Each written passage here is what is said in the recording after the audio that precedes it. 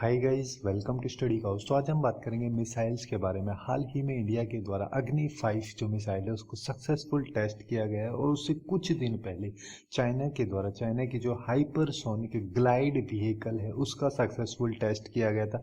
इन दोनों में क्या कंपैरिजन है इसके बारे में पूरा डिटेल में हम एनालिसिस करेंगे, बट उससे पहले जो अग्नि सीरीज की मिसाइल है उसके बारे में थोड़ी बेसिक इंफॉर्मेशन जान लेते हैं। तो बात है 1989 की, जब IRBM टेक्नोलॉजी यानी कि इंटरमीडिएट रेंज की जो बैलिस्टिक मिसाइल है वो कुछ ही countries, for example USA, Soviet Union जिसको अभी हम रशिया बोलते हैं, चाइना, फ्रांस और इसराइल के पास होती थी। तो बैलिस्टिक मिसाइल्स जो होती हैं वो बेसिकली 4 कैटेगरीज में कैटेगराइज की जाती हैं उनकी रेंज के अकॉर्डिंग। जैसे कि सबसे पहले आती है SRBM जिसको शॉर्ट रेंज बैलिस्टिक मिसाइल बोलते हैं, जिसकी रेंज अराउंड 1000 किलोमीटर होती है। उसके बाद सेकंड नंबर पे यहाँ पे होती है MRBM जिसको कि मीडियम रेंज बैलिस्टिक मिसाइल बोलते हैं, जिसकी रेंज 1000 से 3000 किलोमीटर तक होती है। और थर्ड नंबर पे यहाँ पे आती है IRBM intermediate range ballistic missile, जिसकी रेंज 3000 से 5500 किलोमीटर तक होती है। उसके बाद फोर्थ नंबर पे ICBM यानी कि इंटर कॉन्टिनेंटल बैलिस्टिक मिसाइल आती है, जिसकी रेंज 5500 किलोमीटर मिनिमम होती है और मैक्सिमम इसकी 8000 तक हो सकती है। तो 1989 के उस पीरियड में इंडिया के द्वारा अग्नि सीरीज की जो अपनी फर्स्ट मिसाइल थी उसको सक्सेसफुली टेस्ट किया गया था, जो बेसिकली इंटरमीडिएट रेंज की बैलिस्टिक मिसाइल थी, जिसकी रेंज अराउंड 1000 किलोमीटर थी। और तब से लेके अब तक DRDO के द्वारा जो अग्नि सीरीज की मिसाइल्स हैं उनमें काफ़ी ज़्यादा अपग्रेडेशन की गई है और अभी रिसेंटली अग्नि 5 की जो कैपेबिलिटी है उसके अकॉर्डिंग उसको सक्सेसफुली टेस्ट किया गया है। वहीं पे अगर हम ICBMs की बात करें तो कुछ ही कंट्रीज हैं जिनमें कि ICBM करंटली ऑपरेशनल है, जैसे कि रसिया हो गया, USA है, China, France, India, United kingdom and north Korea. अब यहाँ पे जो अग्नि 5 की रिसेंटली मिसाइल का सक्सेसफुल टेस्ट किया गया है, ये बेसिकली उड़ीसा का एक आइलैंड है जिसका नाम है अब्दुल कलाम आइलैंड, वहाँ से इसको सक्सेसफुल टेस्ट किया गया है, जो कि एक nuclear capable intercontinental ballistic missile है। उसके साथ साथ ये बेसिकली लॉन्ग रेंज की एक surface to surface ballistic missile है, जिसकी रेंज 5500 किलोमीटर से 8000 किलोमीटर तक के बीच है। जैसे कि अगर हम यहाँ पे इसका एरिया देखें तो रेड सर्किल के अंदर जो पूरा एरिया है, इतने एरिया में किसी भी टारगेट को इस मिसाइल के द्वारा हिट किया जा सकता है। और जैसे कि आप लोग यहाँ पे देख पा रहे हैं कि चाइना का जो पूरा रीजन है इस रेंज के सर्किल के अंदर में आ रहा है, इसका मतलब चाइना का किसी भी रीजन पे इसको टारगेट किया जा सकता है।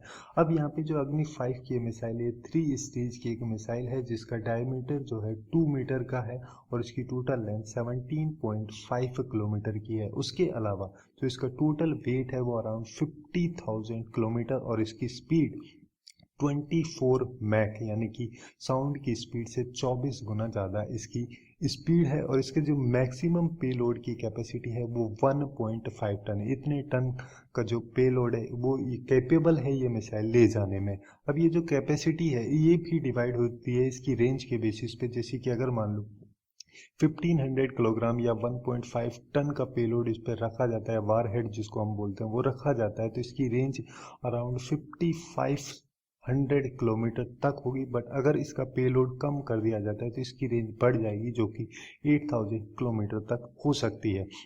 और इसको एक कैनिस्टराइज्ड मिसाइल के नाम से भी जाना जाता है, जिसका मतलब यहाँ पे सिंपली ये हो गया कि जैसे कोई भी प्लेटफॉर्म है, रोड प्लेटफॉर्म है या रेलवे का कोई भी प्लेटफॉर्म है, वहाँ से इसको इजीली लॉन्च किया जा सकता है, जिससे कि ये इंडिया के लिए काफ़ी ज़्यादा हेल्पफुल होगा इजीली डिप्लॉय करने में और काफ़ी क्विकली इसको लॉन्च करने में। उसके अलावा अगर हम हाइपरसोनिक ग्लाइड व्हीकल्स की बात करें तो जैसे कि अर्थ का एटमॉस्फेयर होता है जहाँ पे जनरली रॉकेट्स होते हैं जो कि अर्थ के लोअर ऑर्बिट में ट्रैवल करते हैं या फिर ऑर्बिट करते हैं, जिनकी स्पीड 5 मैक से 25 मैक तक होती है। तो इन रॉकेट की हेल्प से जो ये हाइपरसोनिक ग्लाइड व्हीकल या फिर मिसाइल जो है इन सबको लॉन्च किया जा सकता है, जो कि कुछ इस तरीके से अपने पाथ पे ट्रैवल करेंगे। सिंस ये सारी जो मिसाइल या व्हीकल जो है न्यूक्लियर पेलोड के लिए भी काफ़ी ज़्यादा केपेबल होते हैं, तो इस वजह से चाइना के लिए इसकी जो स्ट्रेटेजिक कैपेसिटी है वो काफ़ी ज़्यादा हेल्पफुल हो जाती है और वर्ल्ड के किसी भी पॉइंट को, किसी भी टारगेट को इसके द्वारा टारगेट किया जा सकता है, उस पर अटैक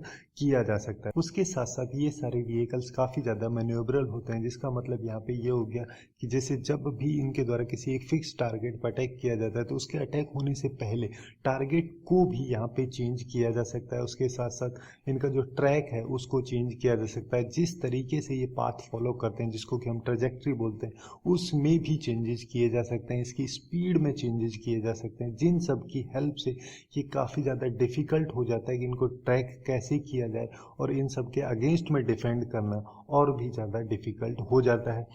उसके साथ साथ जो इनकी ट्रेजेक्ट्री होती है वो भी काफ़ी ज़्यादा अनप्रेडिक्टेबल होती है, जिससे कि और भी ज़्यादा डिफ़िकल्टीज यहाँ पे अराइज होती हैं रडार वगैरह से कैसे इनको डिटेक्ट किया जाए। और अभी करंटली चाइना, यूएसए और रशिया के पास में जो हाइपरसोनिक ग्लाइड व्हीकल्स की मिसाइल्स की टेक्नोलॉजी है वो अवेलेबल है, इंडिया के पास में नहीं है। तो कुछ इस तरीके से ही कंपैरिजन यहाँ पे होता है हाइपरसोनिक ग्लाइड व्हीकल और आईसीबीएम यानी कि इंटरकॉन्टिनेंटल बैलिस्टिक मिसाइल्स का। सो आज के लिए बस इतना ही। Hopeful you guys find it useful, and if you find it useful then do like, share and subscribe to study Gauss. Thanks for watching and have a good day.